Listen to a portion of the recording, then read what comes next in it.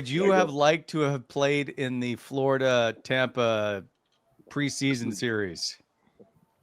Oh yeah, I think that's my kind of game. Obviously, I always tell people preseason games. Don't get me wrong. Not many veterans like to play those games just because when you have a contract, you're established. Yeah, you always need to push yourself and prove yourself. But I didn't like playing preseason games because everyone wanted to fight, and there's always like we saw in Quebec with the Sens. There's always fights and all kinds of stupid um, stuff happening. Either like Struble cross-checked that kid in the jaw, and then you have Cousin with the slash on the wrist. All kinds of stuff like that. So I never really enjoyed them, but regular season, it's fun. You're into it, and it's a grind, and it's a battle because they're probably two of the top teams in the Eastern Conference. They're setting the tone, but you gotta. It goes way back in the playoffs. Remember, Eagle crushed a Barkov, a late hit, and I think that's why Yep. AJ Greer jumped him and started punching him the other night. And then we have Sabourin who comes back and jumps Ekblad, so it just doesn't stop. But you need those guys to just step in and try to protect your players. But once you're in it, you kind of enjoy it.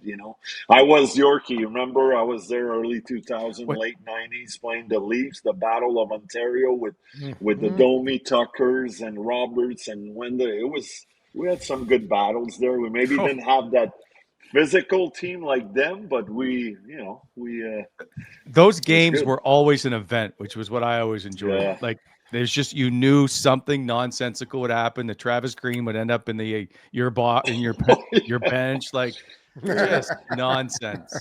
Yeah. It was What, so Oh good. yeah. one of the biggest games I remember when I think you were on the team, Andre. We were losing to Washington. Sorry, we were beating the Washington Capitals in the third period.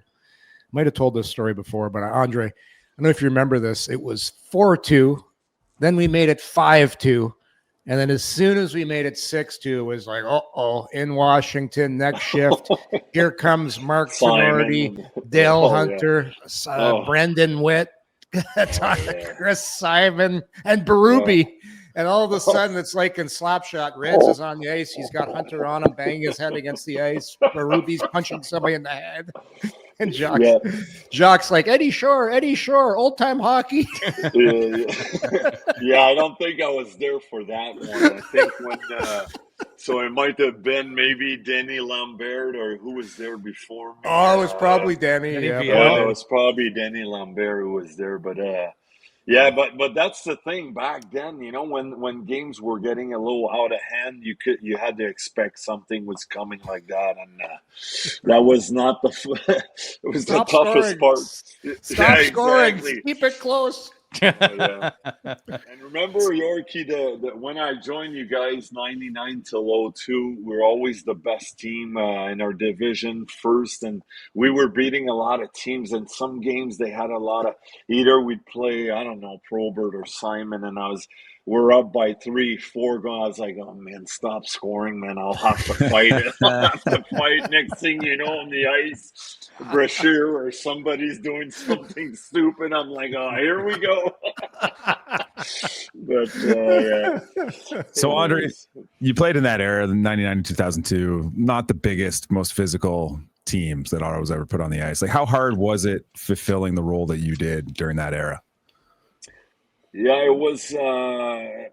Obviously, it's a role that's tough. It's tough. It's not an easy role, to fill in. But I understood after a couple of years playing the minors, I did it down there, and I was like, I think that's the way. Even though like we were all good players growing up, whatever, and I scored a couple in the queue. I scored 33 in the minors, 17, 15. I kind of understood that if I want to play on a regular basis, I need to just bring this role. And I remember the Sens when I got signed, they lost to the Buffalo Sabres in 4, and the Sabres were 8. Ottawa was first, number 1. and they lost in 4. The talk was like, oh, they need more physicality. They're not tough enough. So I was like, man, this is a good opportunity for me. So I came in and I just tried to do my thing, and I had a really good camp. I remember going to North Dakota that summer, doing a power skating for 3 weeks, really helped me out. Yeah. And I came to camp, I was hitting everyone preseason, fighting anybody that wanted to go, Nazarov, Kale Holtz, whatever. But then it became, okay, I made the team, but I have to keep it going. So it was never easy, nerve-wracking. I didn't sleep much, but I was like, man, this is, if I want to stay and fulfill my dream and stay in this league, I'll have to do it. I always said I was never the biggest or the toughest, but I was like, as long I do my thing and I don't get my ass kicked too much, sorry, pardon my language, but No, you're and I good. always did all right. I handled myself okay. I studied tapes and fights and whatever, so I don't look too foolish out there. But yeah, it was. Then I had a good run, 10 years. I'd say 9 years. Yeah, the lockout, obviously. So 9 years Yeah. in the NHL. So it was tough, but it's obviously I'd rather score goals. But I understood that was the thing to do if I wanted to keep my job there. So when you say like you're not sleeping, like are you just, is it a fear of like getting sent back to the minors, or is it like, are you looking ahead at the schedule being like, oh crap, we're playing Florida, like Peter Worrell's on Florida, or Yeah, like yeah. Brashear, is it like, are you looking at the matchups down the line being like, oh shit, I got to fight this guy? Like, what was that kind of like mental battle for you? Yeah, that's why I didn't. It's exactly that. It's mentally, like people don't know how mentally it's a grind, because I visualize a lot. And most of the time, my preparation, I didn't visualize me going to the net scoring a goal. Yeah, I wanted to do that, but I understood my role. So let's say I'd play, like you say, Florida. I'd visualize Peter Worrell or Paul Laus. Those were the Paul two Laus. tough guys. Oh, And I was fuck like, okay, Laus, big righty, he'll throw bombs. Worrell, long reach. I got to go inside. So I'd look at tapes, whatever. But it was mentally. So at night, I would try not to think about it. I'd have my dinner and do my things and go to bed. But the afternoon nap, a lot of times I wouldn't sleep much, just because I had this visualization. I'd start visualizing, and then it would like kind of, the emotion would get the better out of me. I would try to just not think about it, but sometimes, it was just too strong. So I would just, I'm up, I'm Really? up. Let's just go So, to the ring, get ready for yep. whoever. And I wouldn't try. The other thing, I wouldn't look too far ahead on the schedules, because I didn't want to start thinking of, Proby next week, McSorley and only one. And so I would go like two or three games at a time, week by week. I don't want to know who I'm playing next week. I want to go, let's say, Florida, Leafs, and Jersey.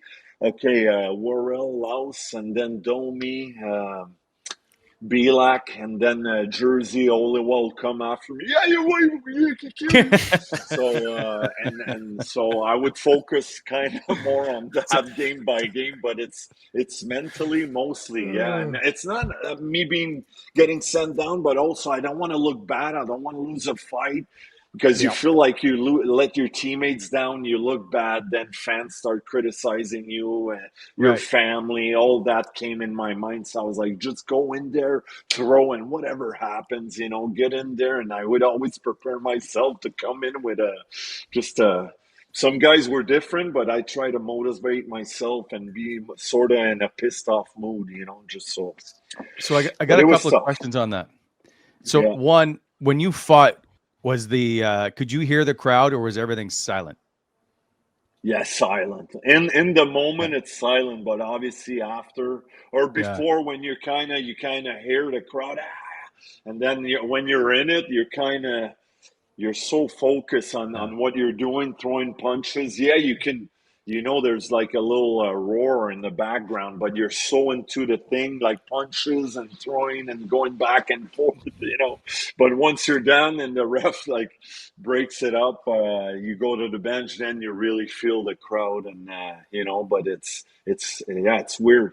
You just Okay. get in this zone where you're so focused on what you need to do in your fight, I guess. No, that makes complete sense. So Yeah. you talked about not wanting like to lose fights because of, like, I'm curious if losing to Toronto was the worst, if you will, because it was such a big event for Ottawa fans. Like Yeah.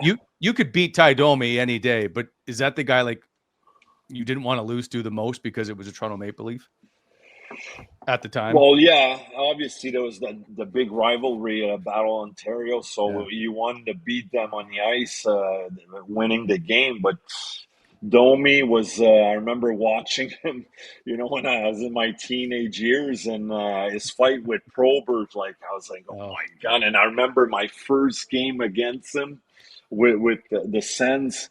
I couldn't sleep again. I was so nervous, and I knew he had a hard head, and he was no, but I mean, he's a guy that's tough to hurt. You'll punch him, and he's always smiling.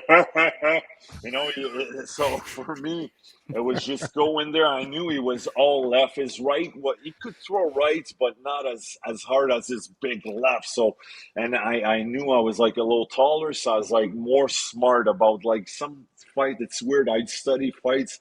Okay, Domi, I'm going to go more technical. So I'm going to use my reach. I'm going to hold his left, hold him back, and throw lefts because I could throw lefts. Like by doing that, I know I probably won't get hurt and look bad, right? So that was the point of it. I just didn't want to look bad or get my ass, my butt kicked, So it's okay. We won't bleep it out.